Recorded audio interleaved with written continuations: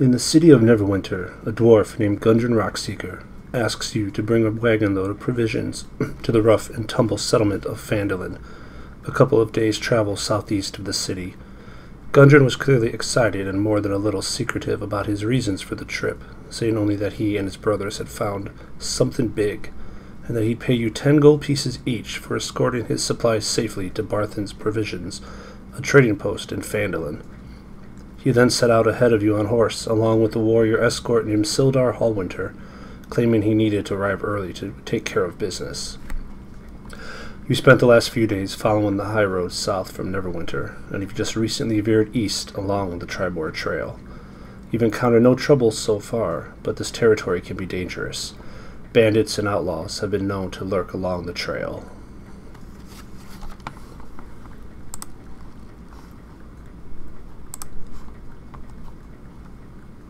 So our party of 4 adventurers have come upon, just going off the trail from Phandelver, heading east down the Tribord Trail, have come upon, after half a day's journey, as they come around a bend, they spot 2 dead horses sprawled about 50 feet ahead of them, blocking the path. Each has several black feathered arrows sticking out of it. The woods press close to the trail here, with a steep embankment and dense thickets on either side. So our dwarven warrior, name of Scowls, who is walking aside the horses, who are being driven at the moment by our cleric, Sophia, looks ahead and says, some horses in the road. Blocking the way, we're going to have to move them. I'm going to head up and take a look. He starts moving forward. As Sophia, the ever helpful and caring, has her ideals. She always tries to help those in need. Everything she does is for the common people. And nothing can shake her optimistic attitude. Jumps off and says, Scowls, let me help you. I'll be there. Hold on. I'm sure it's nothing. It's a lovely day, but it is unfortunate these poor animals have suffered so. Let's get them off the road. You two stay in the back of the wagon until we return. And the wagon that they refer to is what Gundren Rockseeker has asked them to bring to Phandelver. It includes dozens sacks of flour, casks of salted pork, some ale, shovels, picks, crowbars, 5 lanterns with some oil in them, about 100 gold pieces of cargo that they're bringing over to Phandelver for Gundren. And inside of this wagon, and who is staying behind, is Michael the warlock, brother to Sophia the cleric. Michael's had a bit of a rough go, and Sophia always feels like half-brother, actually, being that Michael is a half-elf and Sophia is a human. They share the same mother, and Michael has always had trouble with, I guess he has a bit of a dark streak in him, and Sophia has taken it upon herself to try to help him with the cleric good attitude that she has. She believes that getting him out of Neverwinter for a bit, going on this little journey, making a little bit of money, and getting out in the wild might kind of help him along, get his mind off some of the darker things that he's has issues with lately. And also in the cart is Red Dog, our halfling thief. No, not Red Dog, I'm sorry. It is Red Dog. Red Dog, our halfling thief, who is an urchin, someone that Sophia took in at one time in her temple when she noticed she was having trouble. She's a bit younger than the rest, being she's a halfling, a Lightfoot, and she always helps those who helps her. She feels no one should endure the hardships she's been through, even though she does. When she sees gold, she tends to do almost anything for it, knowing that she has grown up without practically any gold. And when she sleeps, she backs up to the wall or a tree, with everything she owns wrapped in a bundle in her arms to make sure that nobody could ever take anything she has, since she has so little.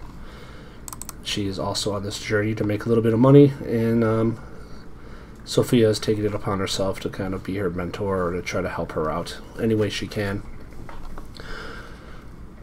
So Skiles and Sophia work their way up to the horses. Sophia, what do you see there, Skiles? Seems as me that there are some arrows in them.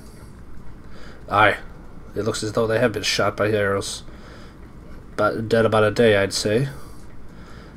Skiles is a longtime friend of Gundren Rockseeker, the one who hired them. He notices quickly that these horses are, one is Gundren's and one is Sildar's, the man who Gundren went early with to Phandalin to get ready. It looks like these are the horses of Gundren and Sildar. As I said, they've been dead about a day. There's arrows sticking out of them. Let me take a look around here.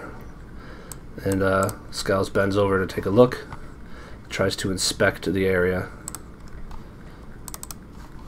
So let's get an inspection roll for him. Investigate, I guess. He rolls a 20. Look at that. Only +1, but he got a 19. Skiles takes a look around at the horses. The saddlebags have been looted. Over here is a leather map case, though. That is empty as well. So as Sophia and Skiles start taking a look at the saddlebags and the map cases, there are some troubles in the woods that they did not know or have not noticed as of yet. There are a few goblins waiting in ambush just off the path. So these goblins have been sneaking up through the woods. So let's get a roll for their sneak to see how stealthy they've been. They actually get a +6 to their stealth checks. And they roll a 16, which is going to be higher than any of our characters. Passive perception, I believe. We have a 13 for Michael. Sophia's got a 13 as well. Skiles with an 11. And Red Dog with a 13. Which means these goblins are going to get a surprise round. Which means that for the first round of attack, none of our party are going to be able to do anything. These goblins get a jump on them. So there's an alternate way to do turn order. There's a alternate method of it, and that alternate method, instead of rolling for initiative, you just take 10 plus the character's dexterity, and that's always their initiative. That speeds up the game a little bit for rolling purposes. So I don't have to go in here and roll initiative for everybody. So practically our characters' initiatives will always be the same. So let's get them in there. So Skiles is going to, well, let's get all the names in. Skiles, Sophia, Michael, and Red Dog. So for those who don't know, I'm Skiles, of course. Sophia is my daughter, Michael is my son, and Red Dog is my wife's nickname because she has red hair. So I just named everybody after my family. Yes, they are not the most fantasy names, but I'm bad with the names. And now the goblins are going to have a turn, obviously, as well in this fight. Alright, so Skiles is going to basically always have a 10 because he has a 10 in Dex and no bonuses. Sophia is going to always have a 11 for her Dex, her initiative.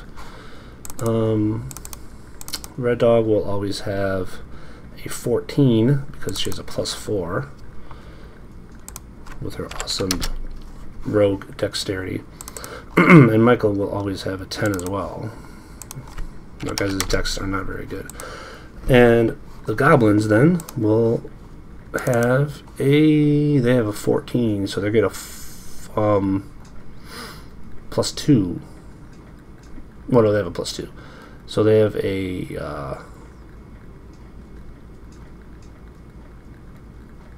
12, sorry. 10 plus their modifier is how we're doing it.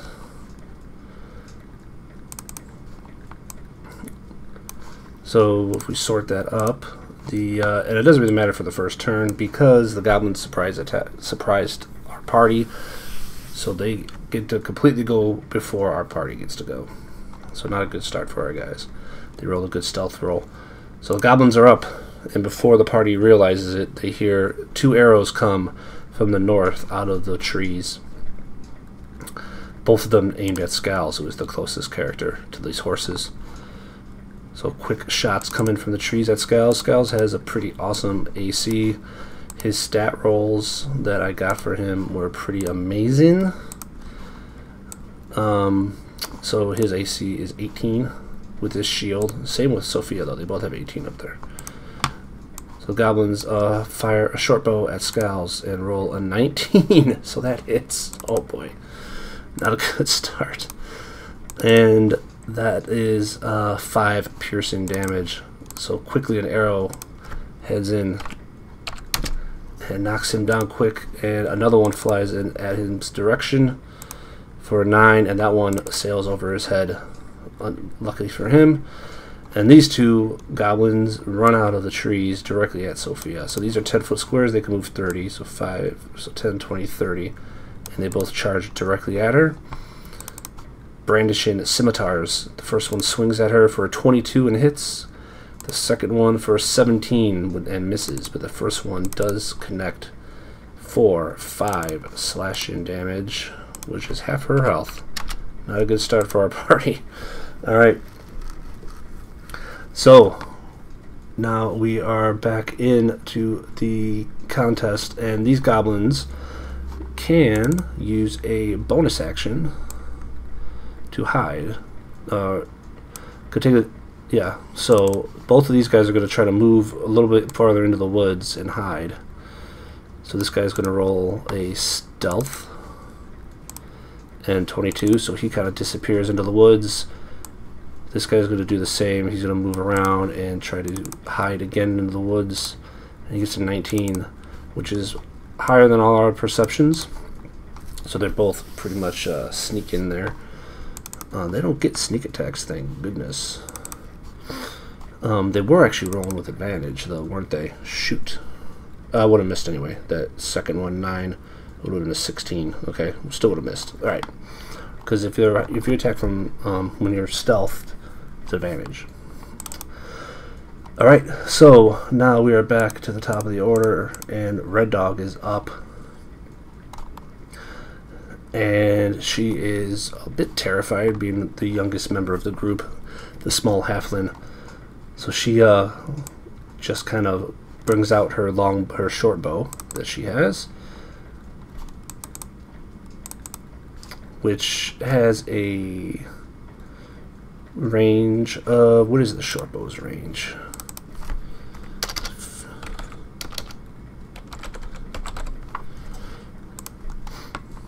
It has a range of 80, 320, so everything up to 80 is good.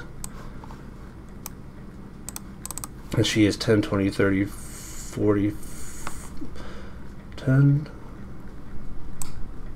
20, 30,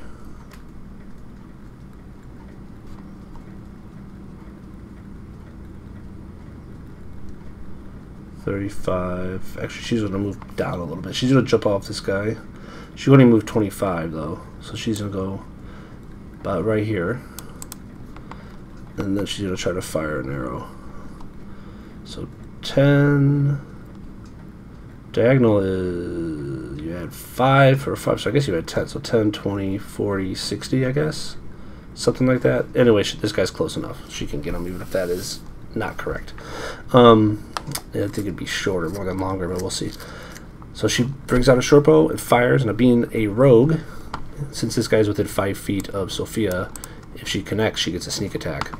And right now her sneak attack is a 1d6, which I did not actually type in here. 1d6. So she pulls out her short bow and fires at the goblin, and the goblin has an AC of 15 only. So she fires and gets a 16 and connects for 10 piercing damage. The goblin himself only has 7 hit points, so an arrow goes right in the back of his head as he's trying to attack Sophia, and he drops dead from a arrow to the back of the head. Red Dog shows her quality. The goblins are up again, though. Quickly.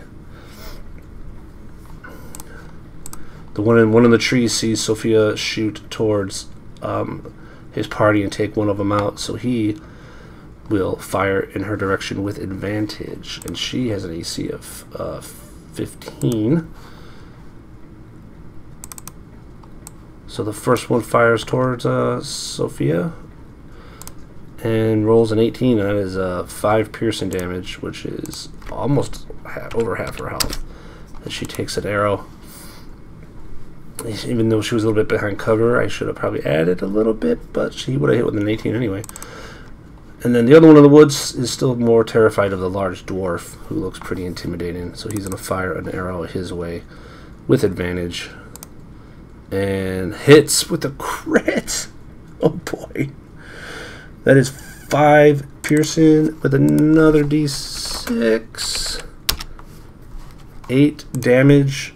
And oh man, Skells drops down to 0 hit points. He tumbles down with an arrow connecting. And he is in big trouble. Alright. And this other goblin here, after seeing Skells fall, gets even more excited about what's going on, and he attacks with his scimitar at Sophia. With an 11, she blocks with her shield quickly. So Sophia is finally up. Skells is down. So she is going to attempt to cure him, I think, before anything else here. So if you do a spell within 5 feet of somebody, I think in this it's disadvantaged if it has an attack roll, but this doesn't. It's a cure. So she quickly bends down and reaches behind her while holding her shield up against the goblin. Touches Skells and does a quick cure wounds on him. And she is a disciple of life, so she gets to add 2 plus his spells level, so 3 points to this cure. So it's 11. Wow, maxed it out. 11 plus 3 more for 14. So Skells goes up to back to 14 health, and he only had 13 health. So he's back up to maximum quickly.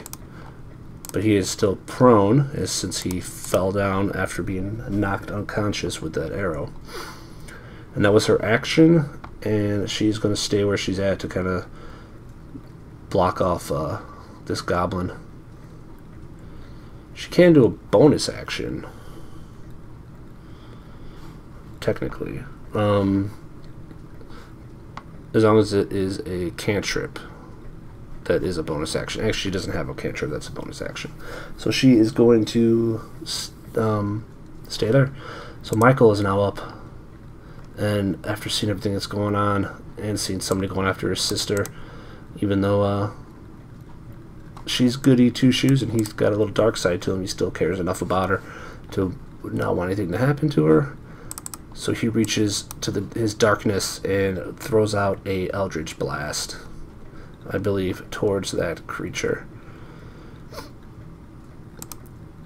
For an 18, which will hit for 9 damage of force, and that just blasts the goblin into the side of the hill and takes him down. And then he is going to duck down here and take some cover inside of this.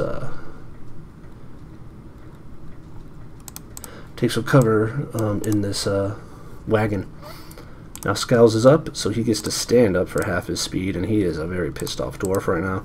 Unfortunately for him, he can only move 25 feet, and half his speed is to stand up, which means you're going to move 13, which means you're going to move 1 square. He knows that there's arrows coming from the north, though, so he's going to head over to check out what's going on. And Red Dog is now up, and she took a bit of a knock as well. She's not really sure where these goblins are. They're hidden. But she does have a general location of where they're at. So she's going to fire in there regardless with disadvantage. If they're hidden, she could fire, and like I said, disadvantage, that she has a chance to hit them. So she'll fire in their general location and maybe get lucky. So she throws out a arrow. I have arrows here to keep track of ammunition. So her second arrow of the fight, she'll fire in with disadvantage toward the trees and roll a 9, which will not be enough. So she just fires into the trees. She points out, they're over there to the north. And these goblins are up again. And to be honest, I'm not sure if I did roll stealth for them last time. So we're going to roll stealth for them this time at the start of their turn.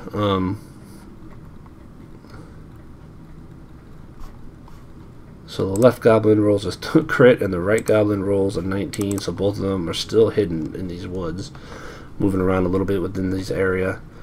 Nobody can see him. So the first one sees the dwarf coming at him, and he's going to fire. I already took him down. What is he up for again? And then there's an 11 and a miss. And his buddy sees him miss as the large dwarf starts running towards him, and he also will fire in his direction. And roll an 18. Wow. Which is a hit for 5 more. 5 more damage. Scouts just get peppered with arrows. Sophia, back up. She is can't see where these guys are. She knows they're up there though. She is down to 5 hit points though, so she is going to cure herself actually.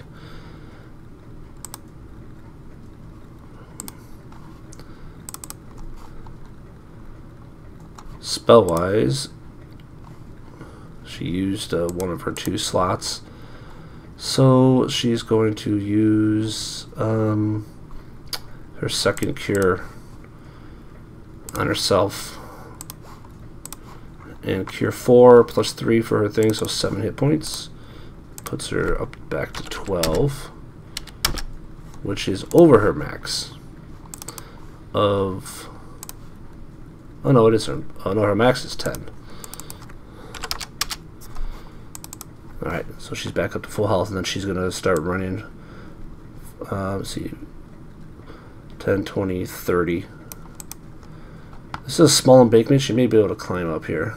But she's going to stay there and try to duck a little bit behind it and get a little bit of cover for kind of getting her back up against this embankment. Michael is up again. He's got some cover. He ducks his head up and fires another Eldritch Blast in the general area where he thinks these goblins are, with disadvantage on this, and he rolls a 9. So again, he fires it in there. He doesn't hear. It doesn't seem like he made any contact though. Scowls back up, and he's going to try to climb up this wall or this small embankment. So 10. He's going to roll a athletics to see if he can get up there. I would say if he gets a 15 or higher, he gets up there easily. Rolls a 9. Alright, so he's having trouble. He's kind of stuck on the wall. He just, probably next turn he'll be able to get over it. Red Dog is up again, and she is feeling pretty messed up right now. Scowls technically has a bit of cover for being like climbing up that wall. It's a little harder for them to see him. Red Dog is going to pop another shot into the woods. Another arrow, and try to make contact and get lucky. And she gets a 14 disadvantage roll, which is not enough for these goblins. You know, these goblins technically with their shield are 15, so without it they're 13, and they don't have their shield out because they're using their bow, so technically that does hit for 9 piercing. Okay, so she just fires in. We're going to random the top or the bottom one. The top one is 1. Alright, so 9 piercing is enough to take them out. Now the goblins are up, so our last goblin here will, now knowing that this fight is definitely against him, is going to try to hightail it into these woods and escape. So first he's going to roll stealth to see if he can slink away. He gets a 16. That's more than enough that he needs. So he moves 30 feet into the woods and starts slinking away. And then he is going to actually dash, so move another 30. Sophia's now up. She's going to try to climb this embankment with a athletics check, and she gets a 5. So she just kind of gets over, just gets to the top of it. Not enough, though, to make any other movements. Michael is staying here. He fires another Eldritch Blast into the woods in this location. He doesn't know that the goblin took off. So it is a miss. Scales finally jumps up 10, 20, 30 where these guys were. He doesn't see the goblin anywhere. So he's going to do a quick look, and he's going to do a quick survival check to see if he could pick up any tracks in the area. He's at a 15, that's good. So he notices that there are tracks and branches broken going to the north, and he also notices that there seems to be more than just 1 or 2 goblins. It seems like there's quite a few tracks headed north. And he kind of screams over to his party, "It looks like I know where they went. Probably the ones that killed the horses as well. It looks like there's been more than just the few that we've fought. Let's get together and follow these tracks after we've healed a bit, rested up a bit. That was quite an ambush." He backs off, and the other goblin continues to head to the north and out of sight. So the party regroups over by the horses after this brawl. Sophia, unfortunately, has no other cure spells available at the moment, but they are going to end up taking a short rest with watches. Scales and Sophia and everybody takes a bit of time to get these horses out of the path, so they pull them off the road.